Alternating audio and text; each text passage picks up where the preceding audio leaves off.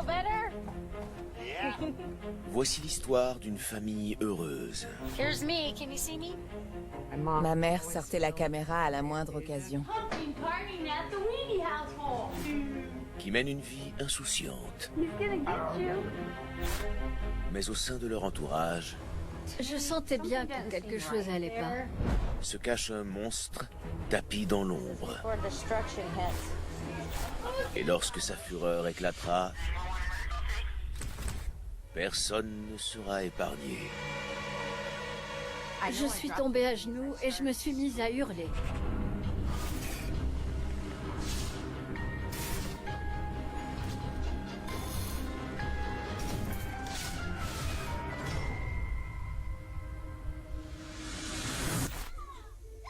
Nous sommes le 1er août 1987, dans la commune rurale d'Early, en Iowa. Early était une petite ville où il faisait bon vivre. Tout le monde se connaissait. On formait une communauté soudée. C'était l'endroit parfait pour poser ses valises et fonder une famille. Tous les enfants du coin sont réunis pour jouer au baseball. Ils sont venus fêter les 6 ans de Dustin, le fils de Mona Weedy. Hit it, Dustin. Run. Dustin, go back to first base. You're gonna be out. Dustin adorait être entouré de ses amis et de sa famille. On recevait beaucoup de monde et il s'amusait toujours énormément. Ce jour-là, tout le monde s'amusait, rigolait, on passait un bon moment.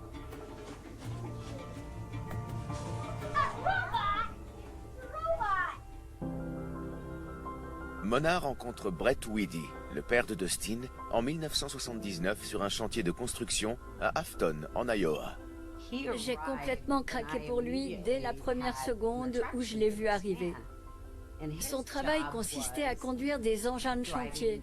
Ils étaient de la marque Bobcat, donc je l'appelais mon Bobcat Baby. Il était tout le temps en train de rigoler et de faire des blagues. On s'est mariés 1 an après notre rencontre, le 14 mars 1981 pour être précise. Les jeunes tourtereaux déménagent dans la petite ville tranquille d'Early. L'endroit rêvé pour démarrer une nouvelle vie.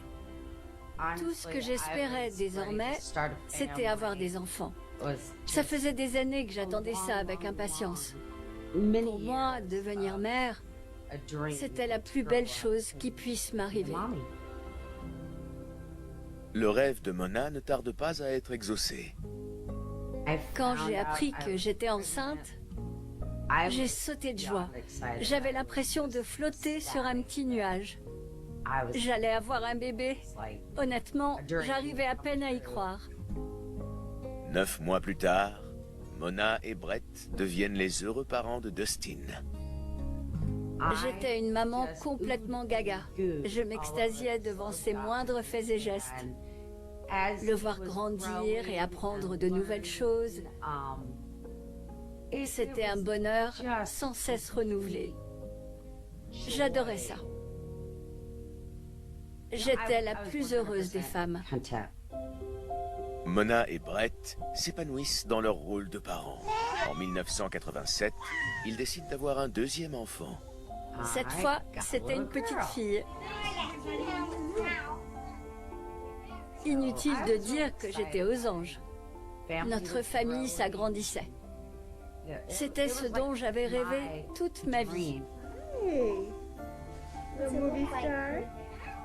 C'était une enfant adorable, toujours souriante et enjouée. Rien pouvait l'amuser.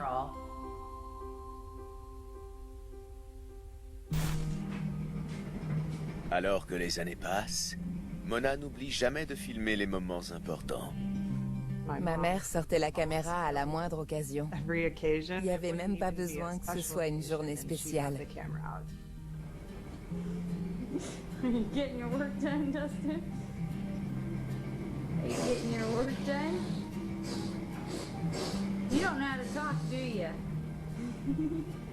Get out of here, I gotta do my homework. C'était une époque merveilleuse et je voulais absolument garder un souvenir de chaque instant. What are you doing? Huh? Holding your baby? Is he being good? La petite Ashley, 4 ans, va bientôt pouvoir arrêter de faire semblant.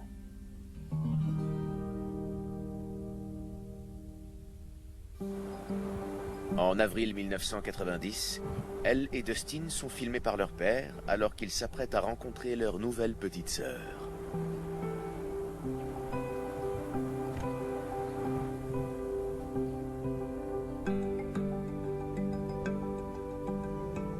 Ça, c'était du Brett tout craché. Il a pris une pancarte, une bombe de peinture, et il a écrit dessus « C'est une fille !» Sur le coup, j'ai dit « C'est moche !» Mais c'était quand même adorable de sa part. Did you paint it? Yeah, What color? Chevrolet orange on white. It's supposed to be pink. I don't have no pink paint. I got pink paint. You gotta be careful. She's just a bit of baby. Dustin et Ashley sont un peu hésitants face au bébé. Mais Ruth, la mère de Mona, leur montre comment s'y prendre. Heureusement, ils étaient tous les deux très doux et attentionnés. Look here, Ashley. Look at those little feeties. Look at their feet just stuck out.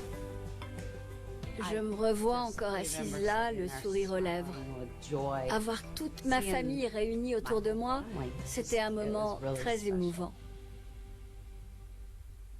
Hi, Vienna. Wow, what's Daddy doing to me? I can't see her all.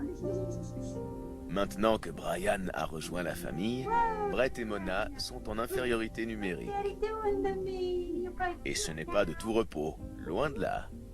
Maintenant qu'on était une famille de 5, l'ambiance était survoltée.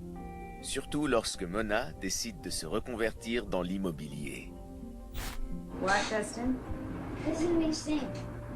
Happy birthday. Mais elle et Brett sont prêts à relever le défi. On ne se rendait pas compte de la quantité de travail que ça représentait. Mais la maison était pleine de vie et on rigolait bien, donc ça nous allait. Chaque fête est célébrée comme il se doit. What are we gonna do, guys?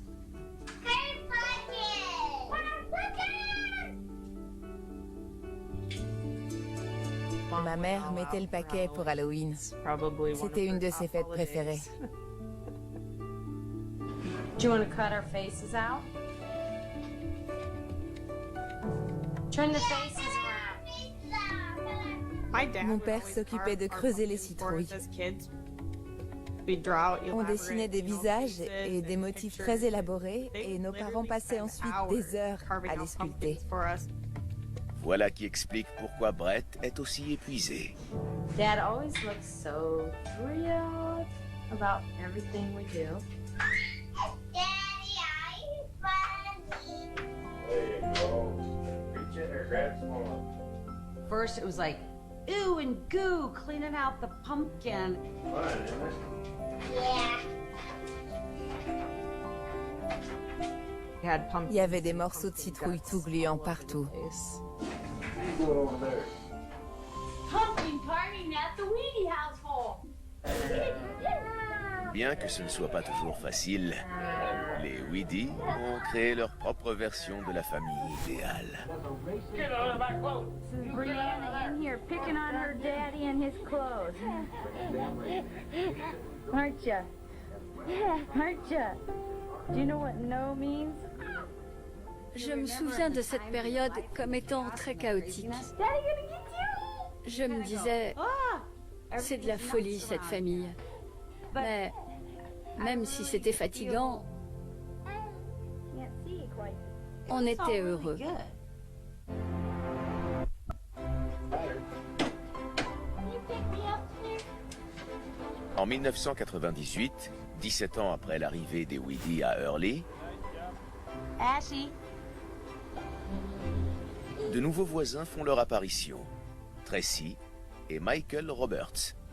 Peu de temps après s'être installés à Hurley, les Roberts m'ont contacté, car ils voulaient que je sois leur agente immobilière. Tracy et Michael arrivent tout droit de Chicago avec leur fils de 7 ans, Burt, et la petite dernière, Noah. On a fait connaissance et à force de passer du temps ensemble, on a fini par devenir assez proches.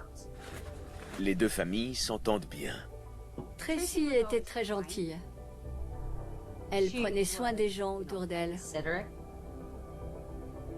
Elle était toujours agréable et de bonne humeur quand on se voyait. Peu à peu, j'ai commencé à les considérer comme des amis, elle et son mari. Tracy ne tarde pas à se confier à Mona, notamment à propos de sa vie d'avant. On se voyait assez souvent. Au bout d'un moment, après être allé chez elle plusieurs fois, Tracy a évoqué son premier mari. Tracy explique à Mona que son fils Burt est issu d'un précédent mariage avec un chirurgien esthétique, John Pittman. Leur divorce date d'il y a 2 ans. Peu après, elle rencontre Michael et l'épouse au bout de 18 jours. Je trouvais qu'ils formaient un beau couple. Ils allaient très bien ensemble. Ça faisait plaisir à voir. On sentait qu'ils étaient heureux, qu'ils s'aimaient et qu'il y avait quelque chose de fort entre eux. Michael, un fervent chrétien, est à la tête d'une entreprise informatique. Il décide donc d'ouvrir boutique à Hurley. Michael voulait aider notre communauté à se développer. Il avait de grands projets et il espérait réussir à les concrétiser. Dans l'ensemble, c'était un couple très sympathique et agréable. Alors que Mona se fait de nouveaux amis, Dustin, 17 ans, ne peut pas en dire autant. Dustin s'est mis à passer tout son temps dans le sous-sol de la maison qu'on avait transformé en salon. Et généralement, il préférait rester tout seul. Dustin se coupe du monde extérieur et se réfugie dans les jeux vidéo. Il avait l'impression d'être différent des autres et il était persuadé que personne l'aimait. Un jour, il m'a demandé « Maman, c'est quoi mon souci ?» Et je l'ai regardé et je lui ai dit « Dustin, tu es parfait comme tu es. » Et là, il m'a juste souri, comme d'habitude. Dustin a beau essayer de faire bonne figure devant sa mère, il subit de terribles brimades à l'école. Il était plus discret que les autres et il était souvent seul. Donc ça faisait de lui une proie facile. Plus les années passaient, plus la situation empirait à l'école. Il avait beaucoup de mal à s'intégrer. Le problème, c'est qu'il suffit qu'une seule personne vous embête pour que les autres lui emboîtent le pas. C'est comme ça que finalement, tout un groupe s'est mis à harceler Dustin. Et du coup, il s'est replié sur lui-même. Mona se tourne vers des spécialistes. On a fait je ne sais pas combien d'allers-retours chez différents médecins, à droite, à gauche. Tout ça pour essayer de comprendre et savoir si Dustin souffrait d'un problème psychologique. Malheureusement, Mona n'obtient aucune réponse. Tous les médecins que je suis allée voir, sans exception, lui ont diagnostiqué une maladie différente. Malgré sa solitude, Dustin s'accroche et finit par obtenir son diplôme en mai 2000.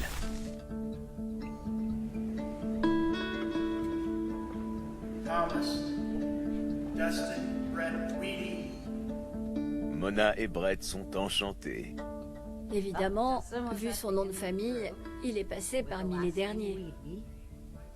On était fiers de lui. Dustin n'a qu'une hâte, tourner la page.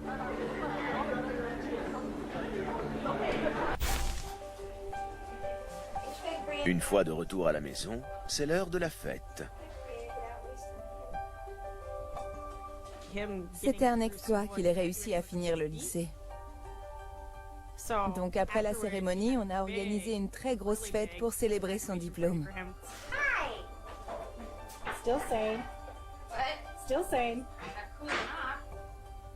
Comme d'habitude, Mona ne ménage pas ses efforts. On s'est levé aux aurores pour cuisiner. On a préparé plein de bonnes choses. J'ai accroché des photos un peu partout. Tous nos proches ont fait le déplacement. C'était une fête très réussie.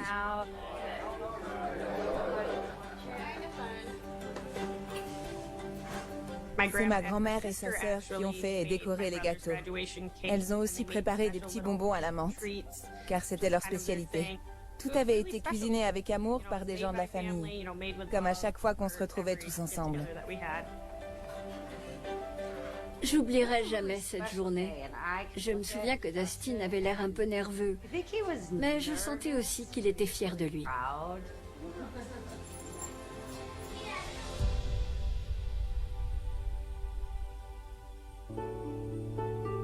Il est temps de penser à l'avenir. Évidemment, Brett et moi, on voulait le meilleur pour Dustin. On se doutait depuis un moment que s'il décidait d'aller à l'université, ce serait pour suivre des études en rapport avec l'informatique.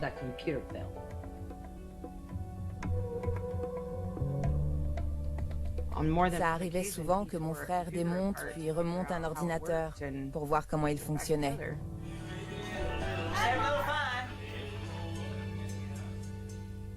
On le surnommait notre petit Einstein. Here comes Dad. You feel better? Yeah. Let it all hang out. Hi, Ashley. I'm Dustin. Brianna. Hi. Hi. Here's me. Can you see me? À l'été 2000, les enfants Weedy ont bien grandi. This will be unbelievable. Look at that background. Ils sont en voyage avec leurs parents.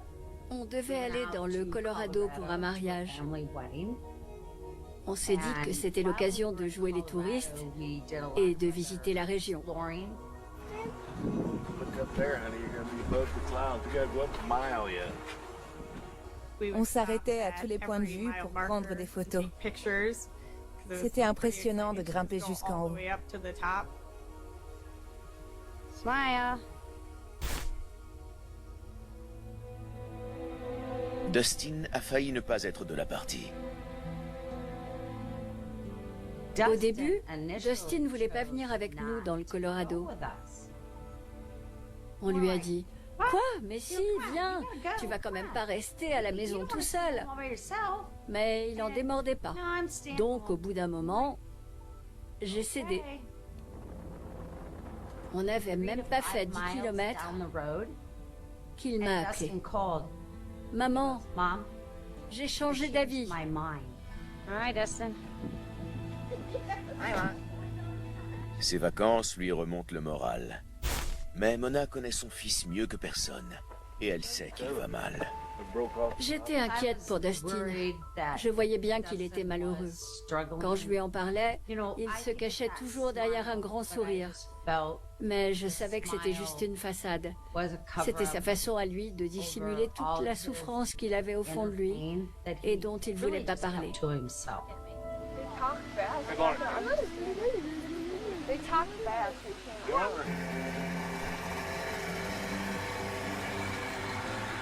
Quelques mois plus tard, à Noël, Dustin ne va toujours pas mieux.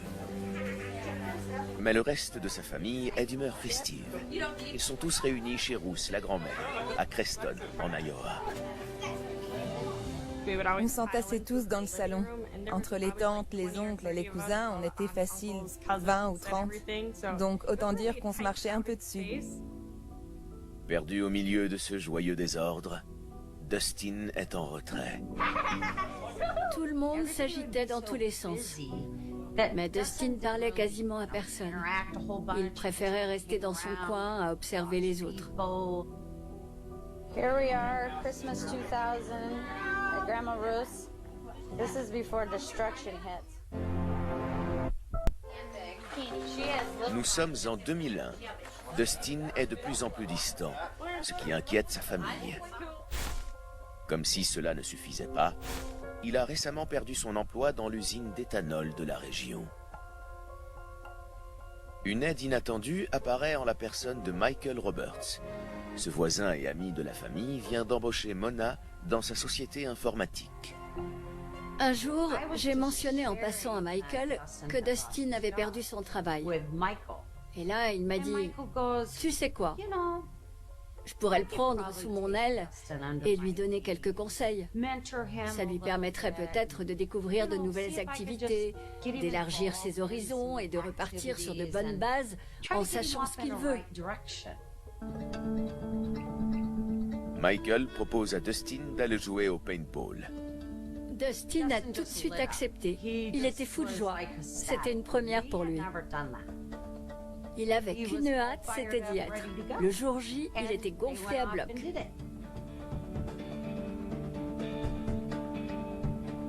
À peine rentré, Dustin m'a dit « Maman, appelle Michael, quand est-ce qu'on y retourne ?»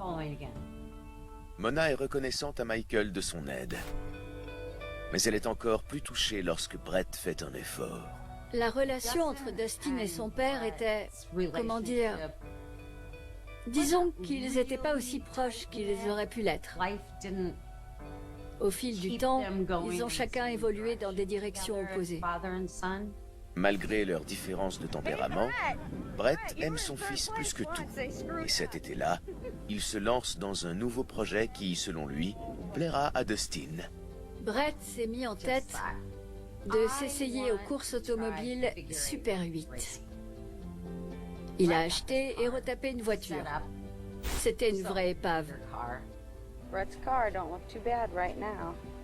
We'll see what it looks like in a little bit. He's over at a driver's meeting. He's 64. Brett et Dustin ont beau s'être éloignés, ils partagent la même passion pour les voitures. Mon père et mon frère adoraient jouer les mécanos. C'était une activité qui les rapprochait. Le plan de Brett semble fonctionner. Son fils Dustin le soutient fièrement depuis les gradins.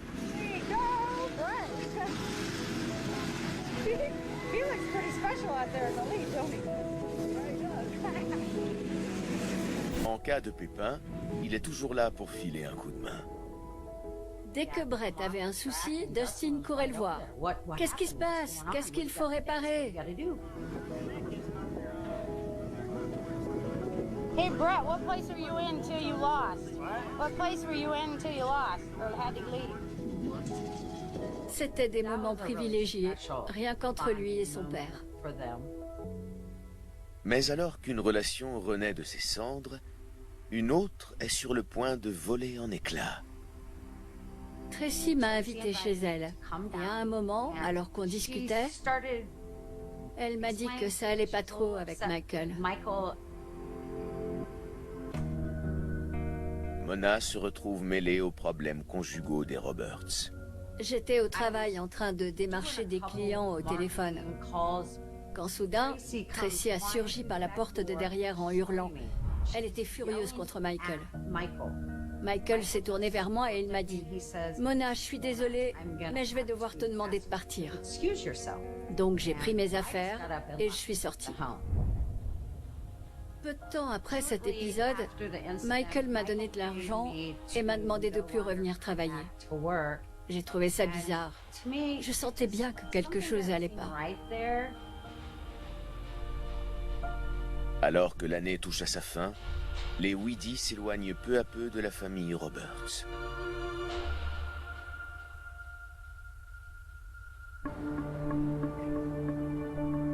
Le 13 décembre, Mona fait les magasins pour Noël. Elle est heureuse car convaincue que Dustin est enfin sur la bonne voie. Dustin avait un rendez-vous chez l'orthodontiste à 13h. J'ai appelé la maison et c'est Brianna qui a décroché. Je lui ai demandé si Dustin était réveillé et elle m'a répondu « Oui, il est parti. Ses clés sont plus là. » Je me suis dit « Waouh, il est en forme ce matin. Déjà levé, douché et en route. » J'ai continué mes achats de cadeaux.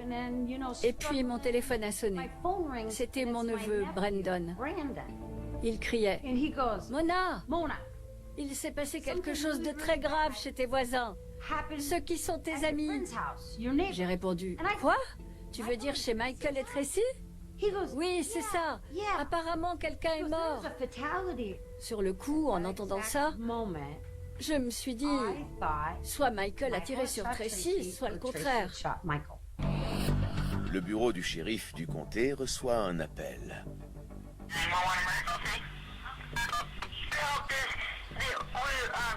I can't really hear you. Yeah?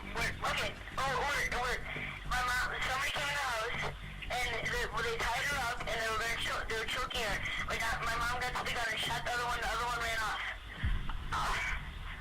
Okay, I'm gonna get the police right away. Okay. Le garçon au bout du fil est Burt, le fils aîné de Tracy âgé de 11 ans. Le shérif adjoint se précipite sur place. Tracy l'attend dehors, visiblement bouleversée. Elle n'arrêtait pas de répéter « il est en haut », tout en montrant du doigt le premier étage.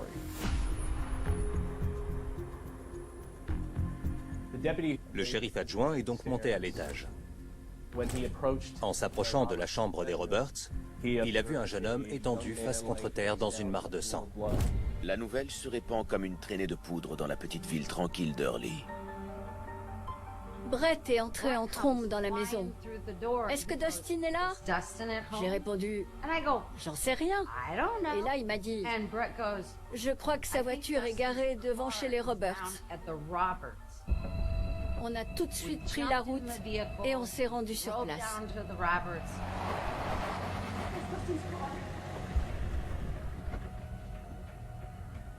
J'ai regardé les policiers et je leur ai demandé, est-ce que mon fils est là? Ils m'ont répondu oui.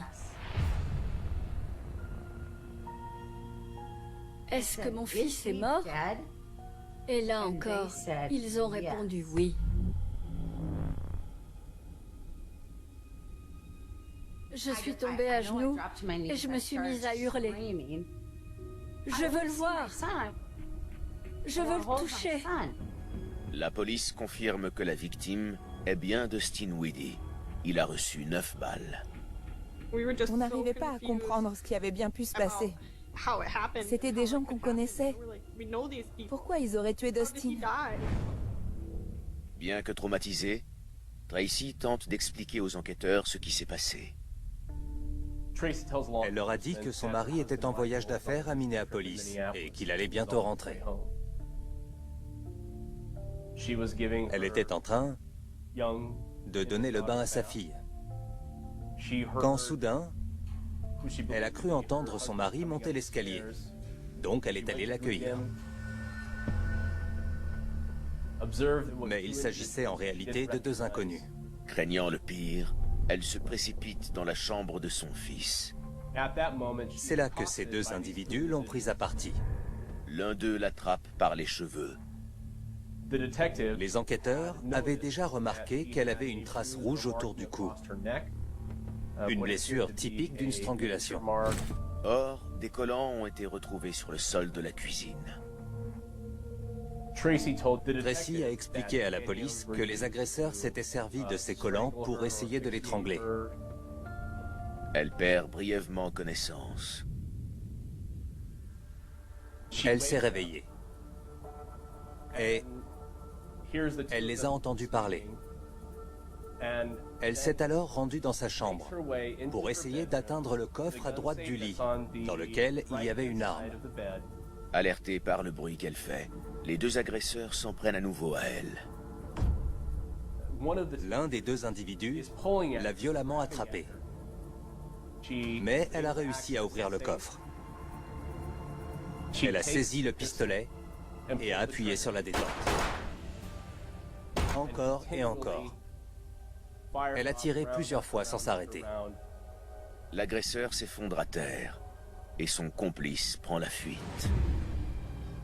Au moment de sortir de la chambre, Tracy a vu que l'individu essayait de se relever. Tracy a beau le mettre en garde, l'homme n'écoute pas. Elle est donc obligée de tirer à nouveau. C'est là que Burt appelle les secours. C'est horrible. Personne s'attend à vivre un tel cauchemar, surtout dans une ville comme Hurley. Tracy apprend que l'homme qu'elle a tué est Dustin Weedy. Tracy a raconté aux enquêteurs que plus tôt dans la journée, Dustin était passé chez elle. Il voulait discuter avec Michael. Elle lui a expliqué qu'il était absent, mais il est resté devant la porte. Il avait un comportement bizarre. Tracy a fini par lui demander de s'en aller, mais il a refusé. Il est resté. Afin d'aider les policiers, Tracy fournit une description du deuxième agresseur. Tracy leur a décrit l'individu comme étant grand, environ 1,80 m, avec des cheveux noirs ou brun foncé, et plus vieux que Dustin, entre 35 et 40 ans. Tandis qu'une chasse à l'homme commence, la police scientifique passe la voiture de Dustin au peigne fin.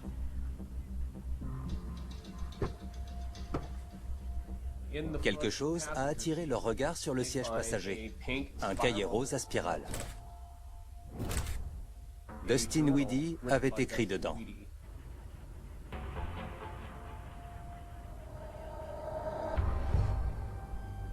Il était question d'un meurtre commandité. Apparemment, Dustin aurait été engagé pour suivre, surveiller, harceler et finalement tuer Tracy. Le cerveau de cette opération serait le docteur John Pittman, l'ex-mari de Tracy.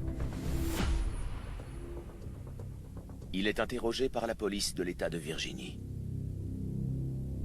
Lorsque les enquêteurs ont appelé le docteur Pittman pour lui dire ce qui s'était passé, il est tombé des nues. Il est vrai qu'il connaît les Weedy. Le docteur Pittman nous a dit qu'il connaissait les sœurs de Dustin, ou en tout cas une de ses sœurs, car un jour, il avait fait appel à elle pour garder Burt. Mais la police ne trouve aucun lien entre lui et Dustin. De plus, il a un alibi en béton. Il travaillait dans un hôpital de Virginie le soir du drame. Le docteur Pittman est officiellement rayé de la liste des suspects. Mais alors, pourquoi Dustin aurait-il écrit son nom dans son carnet ? Mona nous a avoué que Dustin avait déjà eu des troubles du comportement par le passé. Il n'a cependant jamais fait preuve de violence. Le cahier ne menant à rien, les enquêteurs se concentrent sur les autres indices et continuent à chercher le second individu. Tracy devient un phénomène médiatique. This person who's still out there, and as a mother, I have a natural instinct to want to protect my children. Elle est même invitée dans un célèbre talk show. Just been recently that I've come to terms with things because someone did lose their life. Michael est venu soutenir sa femme. I know because I was there that was the only thing I could do, and I have to keep telling myself that I did what I had to do to protect my family. Brett et Mona peinent à reprendre le dessus après la mort de leur fils. Ils refusent de croire qu'il ait pu faire du mal à qui que ce soit.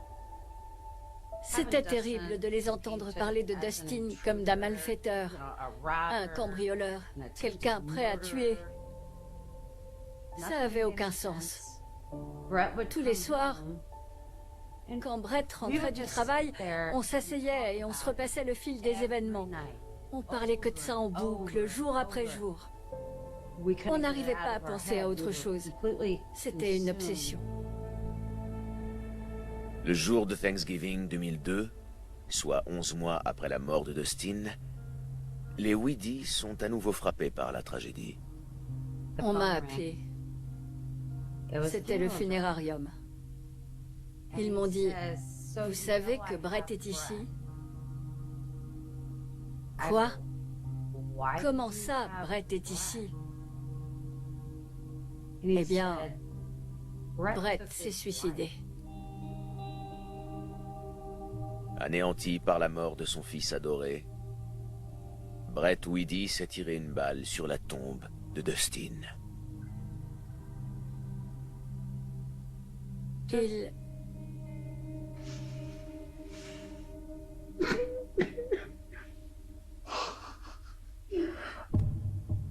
Les années passent et l'enquête piétine. L'affaire a fini par être classée. Ils n'ont jamais retrouvé l'autre individu. On a passé des années à s'interroger, sans jamais obtenir la moindre réponse. Dustin Weedy est toujours coupable aux yeux de la loi. Je me suis retrouvée toute seule. Brett était plus là pour me soutenir. J'ai abandonné. C'était terminé. Honnêtement, j'ai fini par me persuader que j'avais pas de fils. Il était pas mort. Je ressentais rien. Rien du tout. Les Weedy ne sont pas les seuls à avoir atteint le fond du gouffre. En avril 2004, Michael et Tracy Roberts divorcent. Quant aux enquêteurs, ils continuent à se poser des questions. Ils n'ont jamais été convaincus par la version des faits de Tracy. À chaque fois qu'on lui demandait de raconter ce qui s'était passé, elle modifiait son histoire. Elle rajoutait sans cesse des éléments pour essayer de consolider son récit et corriger ce qui ne tenait pas debout. 9 ans plus tard, en 2010, Ben Smith, le tout nouvel avocat du comté, décide de reprendre l'enquête depuis le début. Les zones d'ombre, le manque d'informations, c'est ça qui m'a poussé à m'y replonger. Pourquoi ce gamin s'était retrouvé avec 9 balles dans le corps, dont 3 à l'arrière du crâne? Ben Smith ne croit pas à la version de Tracy, qui dit avoir tiré sous le coup de la panique, accroupie près du coffre. Elle a tiré avec une grande précision. Ce qui, si elle disait la vérité, aurait été impossible. De plus, les plaies de Dustin étaient très caractéristiques. Elles indiquaient que sa tête était déjà contre le sol lorsque Tracy a tiré. Tracy avait toujours soutenu que Dustin représentait un grave danger pour elle et ses enfants. Or, le fait qu'il soit allongé lorsqu'elle lui a à nouveau tiré dessus, c'était bien la preuve qu'il n'était pas en train de se relever. Ben Smith est de plus en plus convaincu que Tracy les mène en bateau avec son histoire de légitime défense. Derrière chaque question, s'en cachaient 3 autres. Il demande à revoir plusieurs témoins afin de passer en revue leur déposition initiale. L'une d'entre eux est Mary Higgins, une amie proche de Tracy. Elle était clairement sur la réserve. Je lui ai dit qu'on disposait de nouveaux indices qui laissaient à penser que Tracy était impliquée. Et Mary nous a répondu « Ah, ce fichu carnet ?» Là, j'ai eu comme un vertige. J'ai même dû m'appuyer contre le mur pendant un instant. Car cette fois, c'était sûr. On avait gagné. On la tenait. À aucun moment, la police avait mentionné le carnet à qui que ce soit. Ignorant l'importance de ce cahier, Mary fait désormais tout son possible pour aider les enquêteurs. Elle leur explique que c'est Tracy qui lui en a parlé. Et elle a également mentionné son ex-mari, le docteur John Pittman. Tracy a dit à Mary que le docteur Pittman allait être arrêté, car les enquêteurs avaient retrouvé un cahier rose dans la voiture de Dustin qui le désignait comme coupable. Personne d'autre que Dustin n'aurait dû le savoir. Suite à cette révélation, Ben Smith envisage un tout nouveau scénario. À l'époque, Tracy se battait bec et ongle contre son ex-mari, John Pittman, pour obtenir la garde de leur fils. Elle a mis au point un stratagème pour lui faire porter le chapeau et être débarrassée de lui. C'est tout. Pas besoin d'aller chercher plus loin. Dustin ne se doutait de rien. C'était juste un pion. Pour lui, les Roberts étaient des amis. S'il est allé chez eux ce jour-là, c'est parce que Tracy l'avait invité.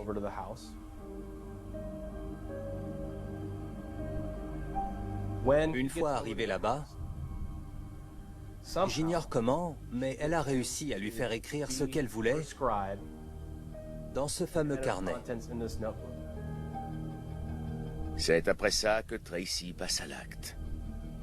Elle a sorti un pistolet de nulle part, elle l'a visé et elle a tiré. La toute dernière chose qu'il a vue, c'est une amie lui tirer dessus. Tracy a exécuté Dustin. Il n'y a pas d'autre mot. Elle l'a exécuté. Tracy place le carnet dans la voiture de Dustin afin que la police le trouve. Puis, elle serre un collant autour de sa gorge pour faire croire à un étranglement. J'ai montré la photo de Tracy sur son lit d'hôpital à un médecin légiste. Et il m'a dit que, vu la marque, c'était impossible qu'elle ait perdu connaissance.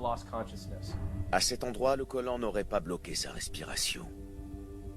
Si elle avait menti à propos de ça, elle avait menti à propos du reste. Le 27 juillet 2011, Tracy, qui s'appelle désormais Richter, suite à son divorce, est accusée d'homicide volontaire. Lors du procès, Mary Higgins se présente à la barre. Did the defendant say how she knew there was a pink spiral notebook? She told me that the police told her that it was there. Did she say anything about the pink spiral notebook would prove anything? It would prove that John Pittman did this. That's what she said. That's what she told me. Le témoignage de Mary Higgins était sans équivoque. Lorsque les jurés sont revenus, j'avais l'impression que j'allais me liquéfier. J'espérais de tout cœur qu'on aurait le verdict qu'on voulait et qu'elle allait enfin arrêter de jouer les héros. We, the jury, find the defendant, Tracy Ann Richter, guilty of the crime of murder in the first degree. Tracy est condamnée à perpétuité, sans possibilité de libération conditionnelle. Exempté de tout soupçon, son mari Michael Roberts n'est pas inculpé. Comment a-t-elle pu? Seule une personne détraquée, psychopathe, monstrueuse et diabolique est capable de commettre un tel acte.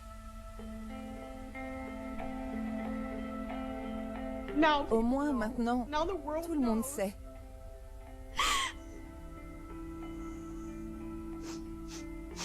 Les gens savent que Dustin n'a jamais fait de mal à quiconque. Mais même si justice a été rendue, ça ne le fera pas revenir.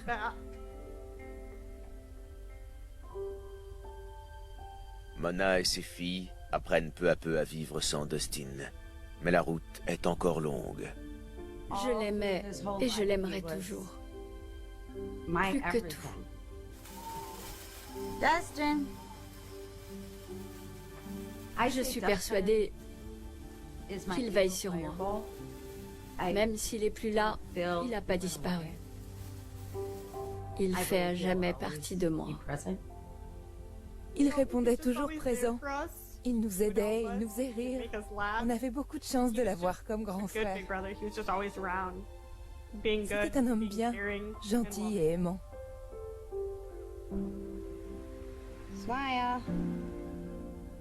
À cause d'elle, notre famille a été détruite.